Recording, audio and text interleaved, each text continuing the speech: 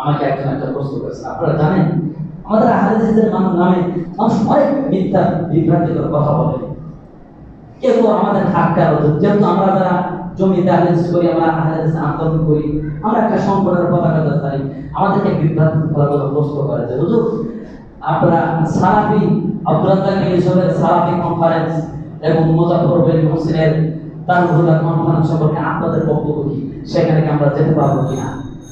আমরা তাদের অনুরোধ করব, দেখেন যেখানে কোরআন ও হাদিসের কথা হবে সেখানে আপনারা যাবেন, কোনো অসুবিধা নেই।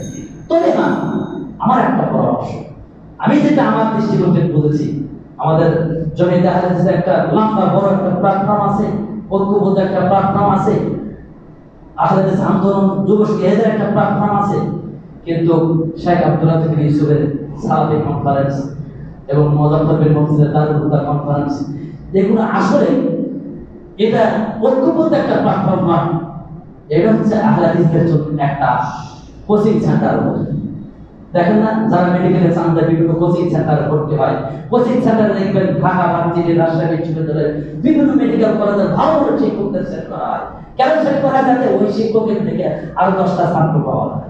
আমাদের এই সালাফি কনফারেন্স, এই দারুদা কনফারেন্স, এগুলো হচ্ছে আমাদের আহলে হাদিসদের জন্য একটা কোচিং সেন্টার। এখানে বিভিন্ন সংগঠনের লোক থাকে, এমনকি যে সমস্ত আলেমরা যারা সংগঠনের বিরুদ্ধে বক্তব্য দেয় তাদের জন্য, তার মানে এরা আসলে নিজেরা একটু ভাইরাল হওয়ার জন্য শুধু এই কাজটা করেন। তা আমরা অনুরোধ করবো সেখানেও যাবেন আপনারা, কোরআন আপনারা আমার উদ্দেশ্য থেকে কোরআন ও হাদিসের কথা শোনা, সেখানে আমরা যাবো, কোনো অসুবিধা নেই।